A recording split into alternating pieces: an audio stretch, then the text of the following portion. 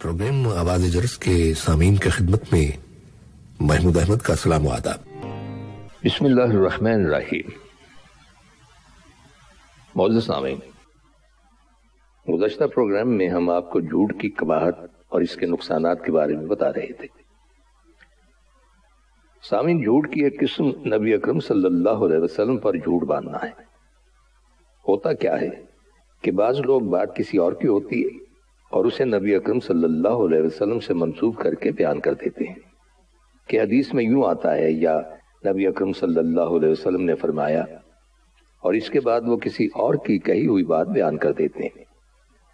बाज लोग नादानी में या बेसमझी में कुछ अक़वाल और हिकमत की बातें, हदीस की बातें कहकर बयान करते हैं। तो खा कोई मुअल्लिम हो, उस्ताद हो, मौलवी हो, कोई भी हो, उसे यह हक हासिल नहीं है कि जिस बात के बारे में उसे यकीन नहीं कि वो हदीस है, उसे हदीस कहकर लोगों तक पहुंचाए। याद रखिए कि नबी अकरम सल्लल्लाहु अलैहि वसल्लम ने इस पर शदीद वईद बयान फरमाई है। नबी अकरम सल्लल्लाहु अलैहि वसल्लम ने इरशाद फरमाया, जो शख्स मुझ पर जानबूझकर झूठ बोले, यानी उसे मालूम है कि ये बात मैंने नहीं कही, और वो उस बात को, उस कौल को मुझसे मंसूब करे और यूं गलत बातों को दीन का हिस्सा बना दिया जाए, तो उसे चाहिए कि वो अपना ठिकाना जहन्नुम में बना ले। ये बहुत बड़ा जुर्म है और इसका अंजाम आग है। ये बात भी मुशाहिदे में आई है कि बाज लोग बगैर कुछ सोचे समझे कह देते कि कुरान हकीम में ये लिखा हुआ है, हालांकि वो नहीं लिखा होता।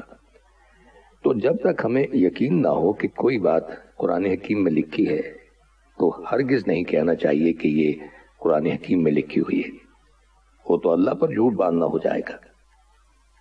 आपने देखा होगा कि बाज लोग तकल्लुफ में झूठ बोलते हैं। आपको शदीद तरीन भूख है और कोई आपको खाना पेश करता है और आप कहते हैं, नहीं बहुत शुक्रिया, मुझे भूख नहीं है। एक दफा एक शख्स ने नबी अकरम सल्लल्लाहु अलैहि वसल्लम के सामने इसी किस्म के तकल्लुफ का मुजाहरा किया था, तो आपने इरशाद फरमाया, भूख और झूठ को जमा ना करो, यानी हमारे दीन में झूठे तकल्लुफ की कोई गुंजाइश नहीं है। इस्लाम वो दीन है जो इंसान को हकीकत पसंद बनाता है, सच्चाई को पसंद करता है। हमारे दीन में सच्चाई को ईमान का सबब बताया गया है। असल में झूठ इंसान के दिल में बेचैनी पैदा करता है, शक पैदा करता है, इंसान को परेशान करता है, इंसान को मुजरिम बना देता है। और इसके बरक्स सच्चाई वक्ती तौर पर अगर तल्ख भी हो, नागवार भी हो और मुश्किल भी हो, लेकिन इंसान के दिल में अंजामकार इत्मीनान पैदा करती है। कुरान हकीम में अहले ईमान को तलकीन की गई है कि वो सच्चे लोगों का साथ दें, इसलिए कि अगर इंसान सच्चे लोगों के साथ होगा तो सच्चाई ही को पसंद करेगा। याद रखिए कि क़यामत के दिन इंसान को उन्हीं लोगों के साथ उठाया जाएगा जिनकी आदत उसे पसंद होती हैं और जिनके साथ वो जिंदगी गुजारता है और जो उसकी सोबत और कंपनी होती है। सामीन, झूठ की कबाहत और बुराई तो इस कदर ज्यादा है कि मजाक में भी झूठ को पसंद नहीं किया गया, और ऐसा शख्स जो लोगों को महज हंसाने के लिए झूठ बोले, उसे भी नापसंदीदा करार दिया गया है। इसलिए हम पर हमेशा हर हाल में झूठ से परहेज करना लाजिम है। एक हदीस में आता है कि नबी अकरम सल्लल्लाहु अलैहि वसल्लम ने इरशाद फरमाया, जो शख्स इस्लाम के अलावा किसी दूसरे मजहब की जानबूझकर झूठी कसम खाए, मसलन वो ये कहे कि अगर मैं ये काम करूं तो मैं यहूदी हूं, और अगर उसने वो काम कर लिया जिस तरह उसने कहा था तो वो वैसा ही हो जाएगा। यानी कभी भी किसी तरह झूठ का सहारा नहीं लेना चाहिए। इंसान को झूठी गवाही से भी बचना चाहिए, झूठी कसम खाने से भी बचना चाहिए। झूठी गवाही का मतलब क्या है? इंसान किसी की मदद करने के लिए, किसी का साथ देने के लिए उसकी तरफदारी करते हुए गलत बयानी से काम ले। एक हदीस में आता है कि नबी अकरम सल्लल्लाहु अलैहि वसल्लम ने इरशाद फरमाया, मैं तुम्हें बहुत बड़े कबीरा गुनाह के बारे में न बताऊं? सहाबा इकराम ने अर्ज किया, जरूर या रसूल अल्लाह। आप सल्लल्लाहु अलैहि वसल्लम ने इरशाद फरमाया, अल्लाह के साथ शिर्क करना, वालिदैन की नाफरमानी करना। नबी अकरम जब ये बात इरशाद फरमा रहे थे तो उस वक्त आप टेक लगाए हुए थे।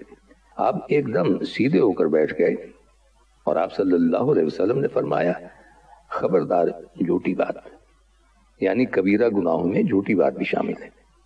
آپ نے بار بار اس جملے کو دہرایا، یہاں تک کہ صحابہ اکرام نے سوچا کہ کاش آپ خاموش ہو جائیں، یعنی اس قدر زیادہ تکرار کے ساتھ آپ صلی اللہ علیہ وسلم نے یہ بات ارشاد فرمائی کہ جھوٹی بات کہنا اللہ تعالیٰ کو پسند نہیں ہے۔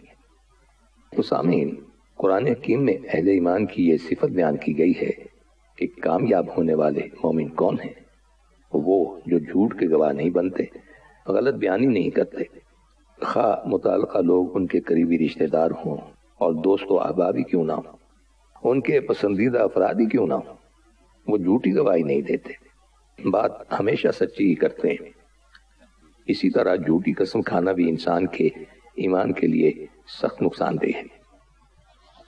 یہ بات بھی مشاہدے میں آئی ہے کہ کچھ بچوں کو جھوٹ بولنے کی عادت ہو جاتی ہے، تو ان کی اصلاح کیسے کی جائے؟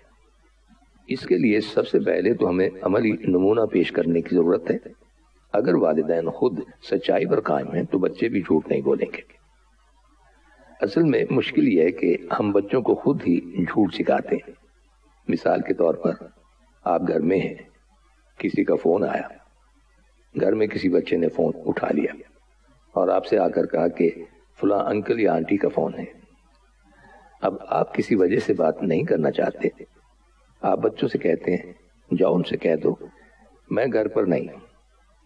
کوئی دروازے پر آیا، آپ بچوں سے جھوٹ بلواتے ہیں، جاؤ ان سے کہہ دو کہ میں باہر گیا ہوا ہوں۔